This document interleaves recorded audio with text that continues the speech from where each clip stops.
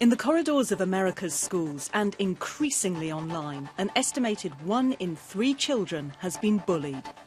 13-year-old Viraj Puri knows how traumatic that can be. A few years ago, when my brother was in middle school, he used to get verbally and physically abused in middle school, either on the bus or at school. And because we were very close to each other, this really impacted me as a person because, he used to come home alone. He used to come home from the bus. He used to come home quiet and he'd lock himself in his room and we didn't really know what was happening. Now he's using big data to pinpoint bullying hotspots across the country. It's a map of the United States, 280 points all across the map, all equidistantly separated.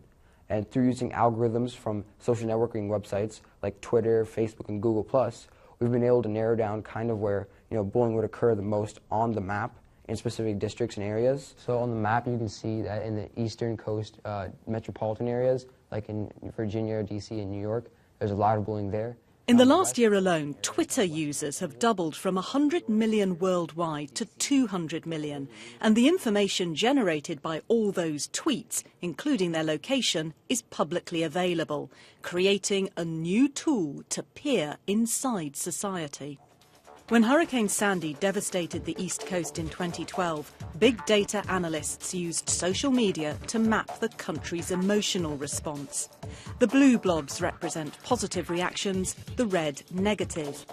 The creator of this map is now helping Viraj Puri. So you've got cyberbullying and really showing how bullying today, really a lot of it is in the digital era. We've reached a point where to build a heat map of bullying, you don't need a team of hundreds of programmers and your own data center to do it. You can be a 13-year-old with a really innovative, great idea and say, I wonder, what would happen if we mapped bullying across this country? What would that look like? And could we use that to understand areas where there's more or less bullying, be able to take action based on that? US lawmakers are also taking notice. Nice to see you again, Congressman Honda. At a time of political unease over the way the government and corporations are using big data, a 13-year-old's anti-bullying campaign is welcomed. Viraj is adding a lot of necessary information for people to realize how prevalent bullying is. And without that information, people cannot come up with good ideas. They can't brainstorm about solutions. And so his work is going to be very critical in bringing this to the forefront. At the moment, Viraj is focusing on making his map as accurate as possible with real-time updates.